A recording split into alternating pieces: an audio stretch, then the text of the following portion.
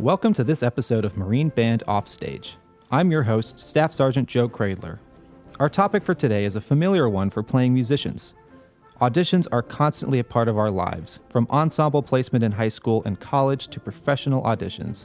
Every musician finds their own unique ways to deal with these challenging situations. This episode, we have a panel of 3 musicians to discuss the tools they use to win their current positions with the Marine Band. We hope sharing their stories will help musicians of all types to overcome the pressure of performing for a committee behind the curtain. I'm Staff Sergeant Tim Huizinga, and I play the French horn. I'm Staff Sergeant Sarah Matayoshi, and I play the violin. And I'm Gunnery Sergeant Patrick Morgan, Principal Clarinet. A musician's first audition can seem daunting. The nerves and fear of the unknown can be overwhelming and discouraging, but they are a vital part of our journeys as musicians.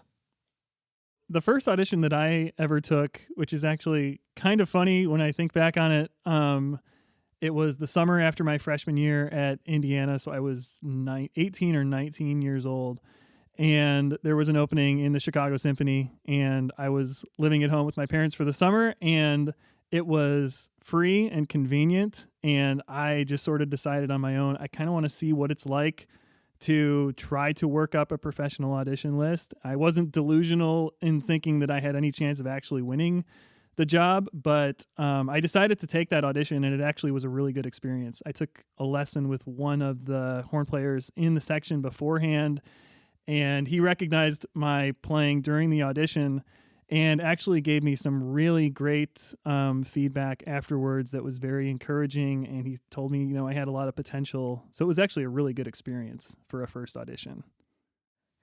My first audition was with the Buffalo Philharmonic.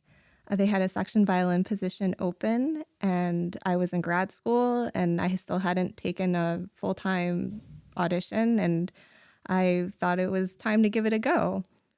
To my own surprise, I made it to finals of that audition, and I had gone to it not really expecting to advance. Actually, after the first round, I remember thinking that there's no way I was going to advance. I was going to be cut. So when they called my number, I was very excited. And I went to the next round with the excitement still in my system. And then when I went to the finals, my brain all of a sudden thought, oh, I could actually win this, huh? And then my brain started playing tricks on me, and I experienced what we call performance anxiety for that round. But it was still, because I had advanced, it gave me a lot of confidence to keep going, and I learned a lot. We'll talk about this more soon, but I learned a lot on my path of audition experience. There is a recurring debate among musicians on whether or not you should record your live audition. Is it beneficial or a hindrance? In an audition, I don't think I ever recorded myself. I recorded myself in my own practice in preparing for auditions, and I think that's very useful and very humbling, because a lot of times you will just hear things that you did not realize that you were doing as you were playing. But I never brought in a recording device to record myself live in an audition. I did bring a recording device into multiple auditions, and it was incredibly helpful. For this very particular audition, I brought my phone in. It was tucked in my back pocket. I had hit record, and I played, I forget how many excerpts, but it was A Midsummer's Night Dream, the scherzo. And in the moment, I thought I had made a terrible slip up. And then because I had that thought, it became a train wreck. Things started to fall apart. And so then when I went back afterwards and listened to the recording, I realized, because I still remembered that moment where I thought I did something terrible, I realized it was barely anything. It was like, I don't know, a fraction of a fraction of a fraction of a second. Something was a little bit uneven, and that was it. But because I had that thought, then the train wreck began. And that lesson was so helpful for me. And just knowing that my thoughts aren't always true when I'm in the audition setting. So it helped me later on to dismiss those thoughts and to just keep going with my intention of expressing the excerpt the way I wanted to express it. What I tell prospective auditionees all the time is that when you're practicing, and this is why I brought up the recording thing, I tell the students, when you're practicing, that's the time for being analytical. That is the time for being hard on yourself and listening and adjusting to things on the fly and trying to figure out how to make everything work. But an audition is not like that. I don't think you should have, the critical part of your brain engaged that you do when you practice, because an audition is absolutely a performance. And I think, for some people, perhaps bringing a recording device into the audition would be helpful, a helpful way to safely turn off that part of your brain so you know that you're going to have a record of it whether you remember or not. But I think the most important thing is to think of auditions as completely separate from your practice. I totally agree. And I think sometimes it can depend on where you are in your evolution as a musician. If it's one of the first auditions that you are taking, sometimes it probably can be beneficial to record yourself. But if you are really serious about, this is an audition for a job that I intend to win, hopefully, you might be right that you want to think about the music and focus on performing for your audience, which is the committee in this case, and not be over analyzing and overthinking about technical aspects of your playing necessarily. Yeah, sometimes I feel like bringing a recording device in there is playing to lose. Possibly. I was definitely in a learning stage of my audition taking at that point. For my audition preparation, I really needed to practice performing. That was really important for me, especially something like 2 weeks leading up to the audition. I tried to play for someone every day, whether it was a spouse, a neighbor, a friend, anyone I could get to listen to me. And it was actually really helpful to play for all kinds of people who had musical knowledge, people who didn't have any musical knowledge, because I had to convey a story to whoever it was I was playing for. So in some ways, it was actually more helpful to play for people who had no context for the excerpts, because I had to convince them that this music, well, I didn't have to, but it was my mission to express the excerpts in a way that could touch anyone. That's really interesting. And I think I also had a similar method. That was always, I could talk more about my preparation from beginning to end, but the last part of the preparation, once I, I really knew how I wanted each excerpt to sound, then the last part of the process was literally just practicing performing, because it's relatively easy to sound good and feel good about how you sound in the practice room playing the excerpts, but that's very different than walking into a silent room, sitting in a chair, and playing the excerpts the way you want them to sound the first time.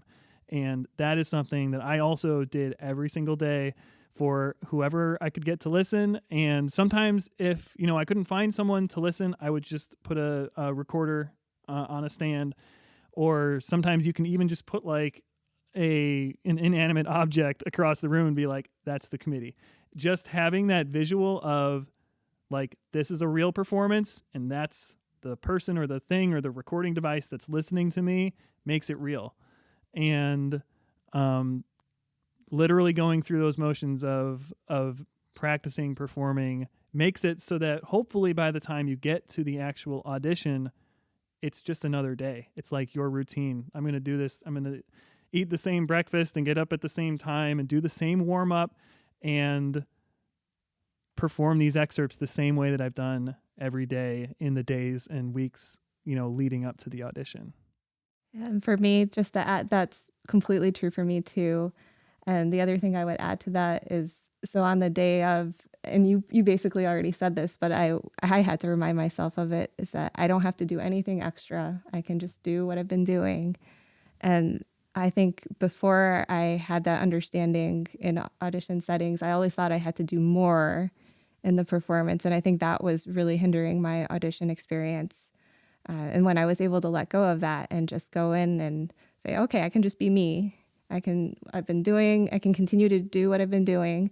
That was very freeing.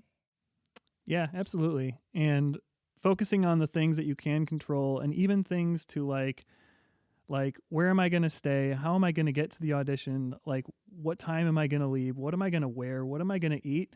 like all of those little details that can creep into the back of your mind when it's the day of an audition and you're like, did I set myself up for success?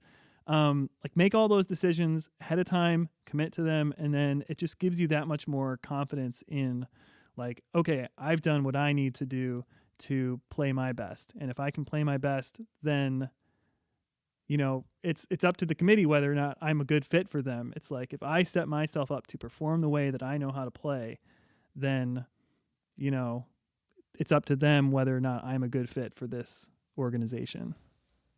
No two ensembles are alike, and musicians can sometimes be tempted into emulating that ensemble style. Could this improve our favor with the panel, or should we play true to our own style? That is a very good question, Joe. And I know many horn players who will think about the specific sound concept or the type of equipment, the type of instruments that a section plays on. And for me, I want to feel like I can play by myself and I'm not trying to be someone else, so my goal is to play as well as I can play and show them what I bring to the table musically. And then if it's not a good fit, then I can go home and sleep at night and know that I still believe in what I'm doing in my preparation and in my own playing. And I will say it takes some experience and some successes in audition and hopefully at least advancing in some auditions to gain that level of confidence.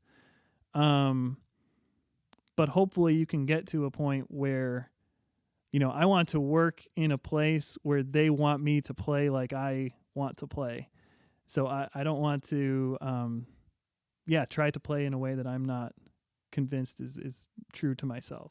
It's doing your best as opposed to doing your thing. You're thinking about what someone else is best for you vis-a-vis something. Like it's too complicated. And in addition to that, like you mentioned, Tim, if you do win that job, that's how they expect you to play.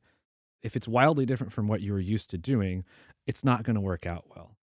That doesn't work for me. I need to play the way that I feel most comfortable, the way that I feel I can best bring the music to life. I can't copy what I think someone will like. And it doesn't work for me even to start thinking like as soon as I start thinking about what the person wants from me or what the person will like, then I start diminishing myself, and that is reflected in my playing. Yeah, that's very good. I mean, I have been on the clarinet committee for the Marine Band auditions for 13 or 14 auditions over the past 10 years. And I think I've heard over 1,000 candidates. And the thing one of the things that there's probably a lot of misconceptions that auditionees have about what's going on behind the curtain, but one of them for sure is that we're looking for a specific style or a specific type of player. For me, and I think my colleagues on the committees will agree with this, we're just looking for the best player. We're not looking for the best player that has this sort of sound or the best player that can do this particular skill really well. We have 75 people and we want to hire the best one. We want to pick them good. So there's no, like, I think in most cases, and definitely in my experience, there's a bar that the committee is looking for someone to be above. But there's not a mold. Aside from warming up on their instruments, there are other strategies to prepare for the stresses of audition day. This is a trick that I learned very late in my audition prep, but this really helped me, at least me personally, in relaxing and being myself in my audition experiences. And that was to create a playlist of music that was really fun and completely unrelated to my audition.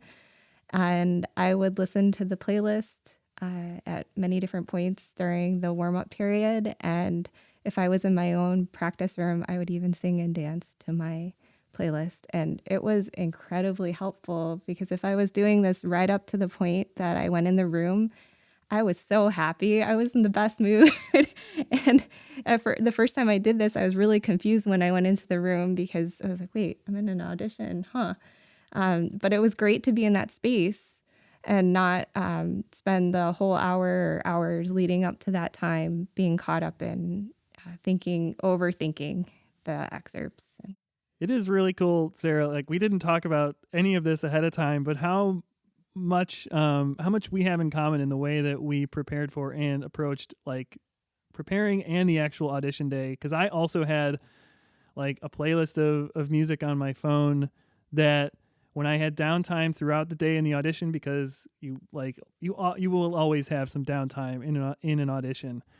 And I had like a list of music that was not anything related to what was on the list or horn playing, but it was stuff that like kept me musically engaged and inspired and kind of like just flowing or whatever. And it gave me something to keep my brain sort of musically engaged and going, but not thinking too hard about, the music that I was going to play. I'm exactly the same way, guys. When I won my Marine Band job, when they came to get me to play in the final round, I was playing the piano in the practice room. I'd already picked out a read. I knew what I was going to play. I either knew the list or didn't at that point. So, anything you can get to relax yourself is great. Also, I was fortunate enough to be a tour soloist one year. So I got to play the Rossini variations 10 times in 10 different cities. It was a really great experience. And I hereby certify that every single time I played that piece, I had listened to Don't Stop Me Now by Queen on the bus on the way to the hall.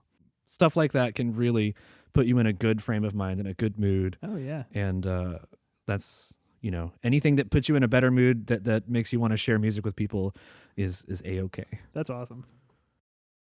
Every audition list contains a variety of excerpts designed to challenge the player's technical facility. Preparing these excerpts can be a challenge on their own. I will say, as someone who, like all of us, won a position here, when I saw the list for the Marine Band, there were at least a couple excerpts on the list for my audition that when I saw them, I was like I don't know if I used the term deal breaker, but I thought in my brain, like, these might be my Achilles heel. I would just play that excerpt as best as I could, as smooth as I could, with as much flowing air as I could at the end of my warm-up every single day. And magically it just got easier. It got much, much easier, to the point where by the end of the preparation process, I felt like that was one of my stronger excerpts. I'd like to add on to that too. Working on the stuff that's the hardest, and this is kind of the opposite of what you said, but it's like, it doesn't have to be working on that excerpt. You can play Happy Birthday down low really legato to work on that. And I feel like that, practicing other things that get at the deal breaker, not just the excerpt, is really helpful advice, because I see a lot of students that are just like, the Mendelssohn is really hard, so obviously I need to practice the Mendelssohn scherzo, for 2 hours a day or whatever. And that's not helpful after the first 20 minutes maybe. So finding ways to keep your brain interested by doing other things that hit at the same deal breaker is a way to be able to work on it more. Yes, and to stay engaged with the excerpts too, doing different things with the excerpts, listening to different recordings, playing with recordings, talking to people who play your instrument, who play the excerpts, and hearing their opinions on how they approached it can really keep things fresh as well. Because like Pat said, playing an excerpt for 2 hours is not, I don't see how that can be helpful for anyone. Nerves are often a factor in auditions. Learning to deal with them is key to performing your best. I can say from the committee standpoint, at least from my standpoint on a committee, if somebody sounds nervous but they have tons of potential, that's fine. I'm not gonna like, if I hear some things that, they'll play a few things really well, and this kind of happens. I feel like you either get more comfortable or more nervous. It's never static during your round, during people's rounds. So from the committee standpoint, if I hear someone make one mistake and then make a few right after it, and then kind of pull themselves back together, I don't care, because we can hear them again. So I think just knowing that, like, or at least hoping that the committee is as friendly as I'm claiming to be, it is a helpful thing. They want you to succeed. And if you don't, or if you sound nervous, or if you have a little bit of a tone shake on one thing that came from nerves, trust that they're like, this is a tough situation. Everything else was great. Let's give them another shot. And we've talked about this in sort of a roundabout way, but just to put a finer point on it, the best solution to nerves that I have found is to be over prepared, be as absolutely prepared as humanly possible. And that can help eliminate, the symptoms of nervousness while you're playing, as well as many of the other things that we talked about. And in terms of like the actual feeling of nerves, and it is something that I think we all experience. And it's about knowing yourself, having that experience, knowing that it's okay to be nervous, because being nervous really just means that you care. And believing in my own preparation, and knowing that when I get nervous, sometimes like I have a little bit of, stomach distress the morning of an audition, and just giving myself, plenty of time beforehand, and drinking lots of water and eating a good breakfast. Just knowing that ahead of time and being prepared for it can help alleviate it a little bit. You can't really eliminate nerves 100%, but like I said, like being nervous is a good thing in a sense. It means that you care, and you care about, what you're playing, and you care about the audience that's listening. And I feel like acknowledging that it's okay to be nervous too, especially with something. I mean, if you have a job and you're doing, and you're sitting with the same people, you have the same playing job every week, year round, that's easy to get used to in many ways. I still get nervous sometimes, of course, we all do, but if that's your musical experience, it's fine. But if you're taking 2 auditions a year, 3 auditions a year, maybe for violinists it's different, but clarinet players don't get that many. I mean, if you're taking 2 or 3 auditions a year, it's impossible to get used to that scenario. So as many different musical scenarios you can put yourself in, chamber music especially is most like auditioning, I think, in terms of how it feels. I feel so comfortable in a large ensemble. But it feels a little bit different in a different scenario that you're not as used to. So just being comfortable with the fact that it's okay to be nervous. Everybody else is too. Nobody's really experienced in auditions, because even if you've taken 30, that's been over the course of so many years, because there aren't that many. So it's okay. Yeah, I did a lot of, just to add to that, I think those are all really great points. I also did a lot of mind-body practices in my audition preparation. I studied Alexander technique and yoga and meditation, and those all helped. I really think going back to what we already talked about, working with thoughts and our intentions really was the big key in letting myself be who I was when I would go into the audition room. But all of those techniques were also, I think they played their roles in my preparation, especially my preparation, which all plays a role in how you do when you get to the day. Failure is an inevitable part of being a musician. It's how we learn to deal with these failures that can determine our future success. So how do our panelists deal with these emotions? Sometimes very badly. I feel like it depends on the manner of your defeat. Yeah, because there are, the easiest thing to do in from my perspective is to play really great and not advance. You're like, well, they didn't want me. But that's all I can control. If I played well, I'm happy. It's not about the result. It's about your performance.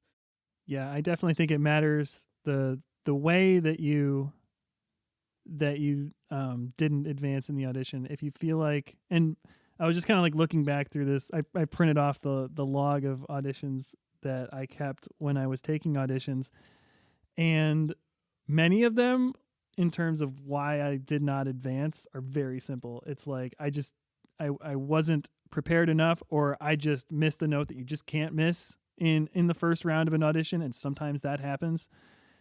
But then most of the time, when I felt good about my preparation and how I played in the audition, I usually those were the auditions in which I advanced. So it sounds like you're able, like, one of the preparation things is being honest with yourself. And whether you can do that through a recording device or through taking notes, being honest about, like, did I really play well? Or, And also acknowledging, I don't mean to step on your toes, but acknowledging that like sometimes you don't know. I've had experiences on both ends where I've played well, or I thought I played well. There's one audition I can think of in particular where I was in the finals and I thought I had played well and they did not pick me, and I was a disaster after that. And then I've had the experience where I haven't advanced. I had a string of auditions where I didn't advance at all. They were kind of all in a row.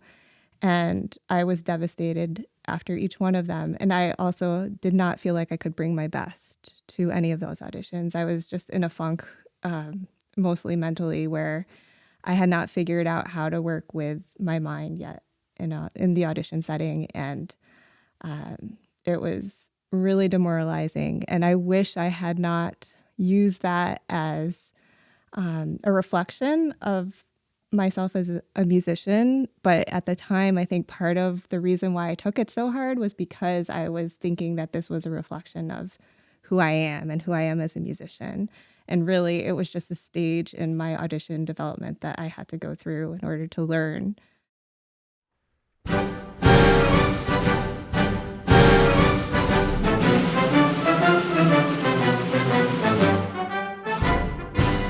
We hope you enjoyed this episode of Marine Band Offstage. We'd like to give a special thanks to the panelists who contributed their thoughts. This episode was written and produced by Gunnery Sergeant Patrick Morgan and edited by Staff Sergeants Joe Cradler and Connor Mikula. Recorded in John Philip Sousa Band Hall at Marine Barracks, Washington, D.C.